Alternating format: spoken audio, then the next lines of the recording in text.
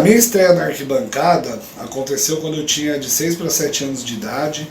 Eu sou de uma família que vivencia a cultura do estádio desde de tempos remotos, desde a inauguração do Pacaembu. A família da minha mãe sempre teve como programa de fim de semana ir aos estádios assistir os jogos do Corinthians. A família do meu pai também era bastante corintiana. E então vem desde cedo. Eu comecei a frequentar estádio aos domingos, depois das festas, dos almoços de família e tal. Então desde sempre eu frequento e participo desde então até hoje. Nunca deixei de frequentar os estádios. Minha estreia na arquibancada foi em 1984. Eu era pequeno, tinha 7 anos, de 6 para 7 anos de idade. E foi com a família da minha mãe, que todo fim de semana, já há muitos anos, tinha o hábito de ir nos jogos do Corinthians, né? Eles frequentam o estádio desde a inauguração do Pacaembu, há muito tempo, desde que eles moram em São Paulo. Então foi um programa de família e até hoje não larguei, continuo indo para o estádio até hoje. História marcante na arquibancada eu tenho muitas mesmo.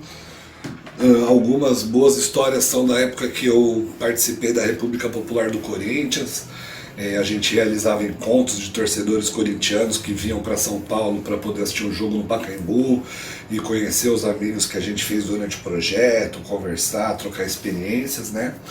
E era um negócio muito emocionante porque muitas vezes era a primeira vez de pessoas que moravam em lugares bem longe, né, como Tocantins, ou no Pará, no Mato Grosso, e que nunca tiveram a oportunidade de ver o Corinthians de perto, de ver um jogo ao vivo do Corinthians no estádio. E a emoção que essas pessoas sentiam transbordava e passava pra gente também. É uma experiência que me marca muito enquanto corintiano. Foi uma época muito boa da minha vida. Eu tive muita história engraçada, muita presepada, muita barca em jogo, né? História de estádio, mas uma engraçada que eu me lembro, apesar de ter sido um dia muito louco, foi no dia da morte do Dr. Sócrates, que a gente chegou no estádio, era a decisão do campeonato, era o jogo que ia definir se o Corinthians ia ser o campeão brasileiro de 2011, né?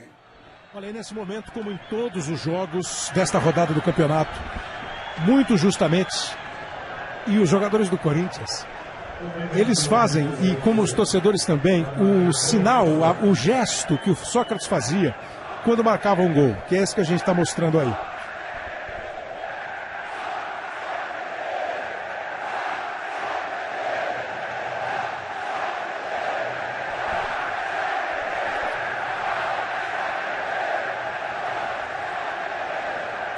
Linda homenagem dos jogadores e dos torcedores do Corinthians.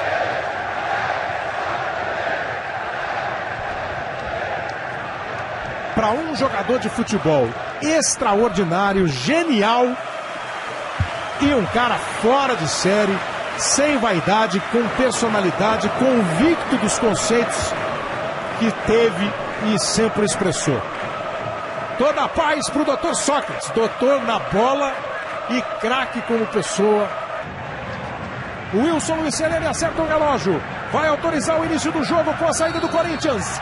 Bola em jogo para você. E a gente tava numa tristeza enorme, porque naquela manhã a gente tinha recebido a notícia do falecimento do Sócrates. E ao mesmo tempo a gente já tinha organizado um pré-jogo ali, né, nas imediações do Pacaembu. E a gente comprou cerveja, fez churrasco, tal, uma turma grande, um pessoal grande, e estava todo mundo muito triste com a morte do Sócrates, e ao mesmo tempo todo mundo muito esperançoso, que o jogo era a decisão era contra o Palmeiras, né? E foi um jogo difícil, acabou um 0-0, que deu o título pra gente de pentacampeão. Espetaculares! Agora a festa é alvinegra!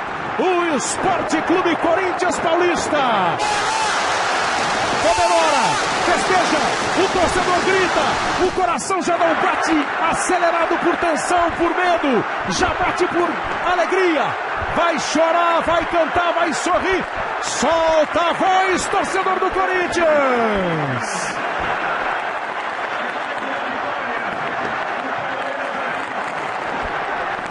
Campeão Brasileiro de 2011.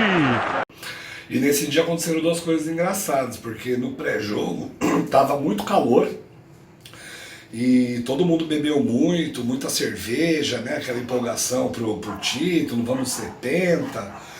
E aconteceu que eu exagerei um pouco na dose, com o calor eu acabei perdendo o primeiro tempo do jogo todo, porque eu apaguei na arquibancada, eu dormi na arquibancada amarela do Pacaembu. O meu irmão que ficou cuidando de mim, jogando água na minha cara, tal, tentando me acordar. E um amigo nosso que ele tinha ido para Natal, para um carnaval fora de época nesse dia, né? Ele é um corintiano fanático, assim como eu, não perdia jogo nenhum, né? Viajava atrás do Corinthians, fazia caravana e tal. E ele tinha ido para Natal para ir numa micareta lá, num carnaval fora de época em Natal. E ia voltar, ia pegar o avião no domingo de manhã e ele acabou perdendo o voo, dormiu, perdeu a hora e perdeu o voo. E com isso ele chegou no estádio a hora que a gente estava saindo do jogo. O jogo já tinha acabado, todo mundo comemorando o título. E aparece ele chegando todo atrasado. Aí o Corinthians campeão, zoamos ele pra caramba, tiramos sarro dele até o fim da noite. E foi uma história bem engraçada que aconteceu.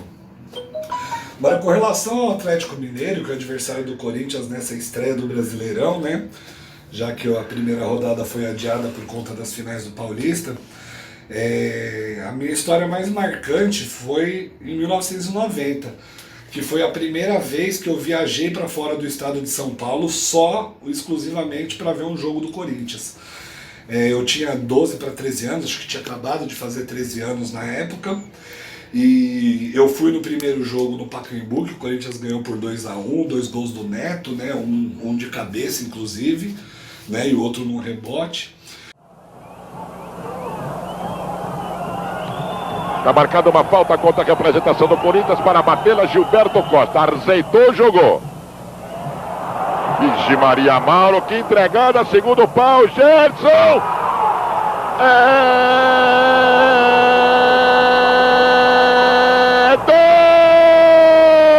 Atlético! Vocês vão de cara cheia lá, botar um voto, bota o voto errado. Olha o Corinthians, chegou o Neto, pintou olho no lance!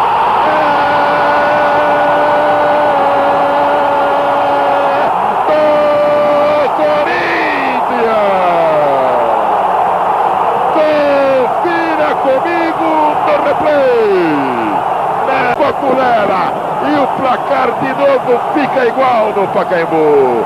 Agora 1-1. O Flávio Carvalho. O que é que solta? Pelo meio vem Tupã fechando também, acompanhando a jogada. Tupã, olho no lance.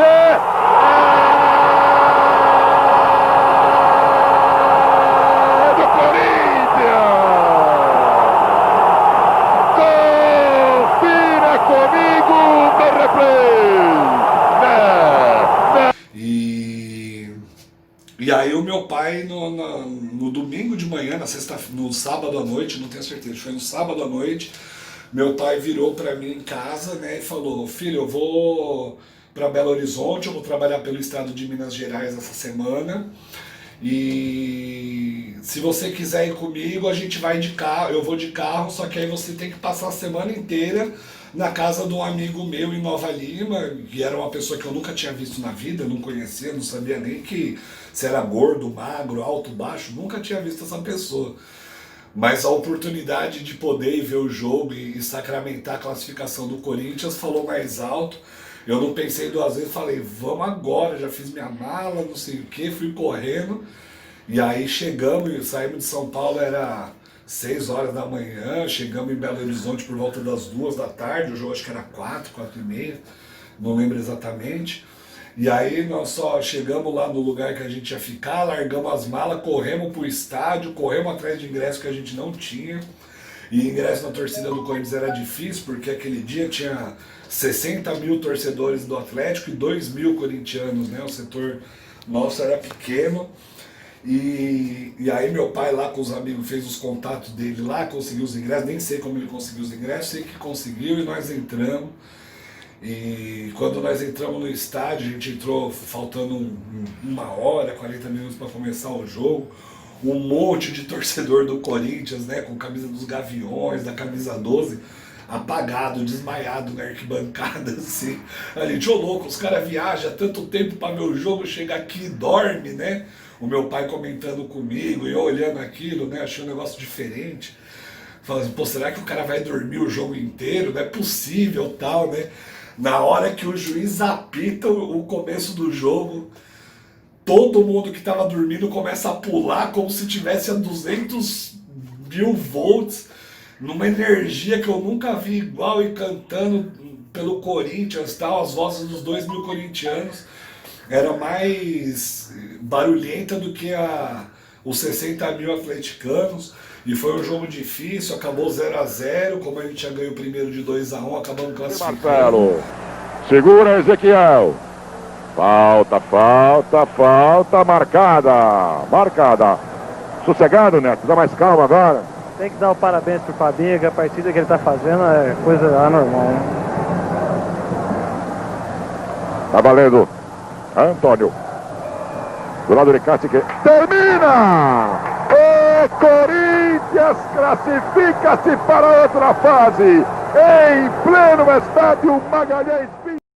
E isso me marcou muito. Aí eu passei aquela semana lá na casa do amigo do meu pai, em Nova Lima, que era um senhor de idade, e assisti o jogo contra o Bahia, que foi a semifinal, o primeiro jogo. Eles também ganham de 2-1.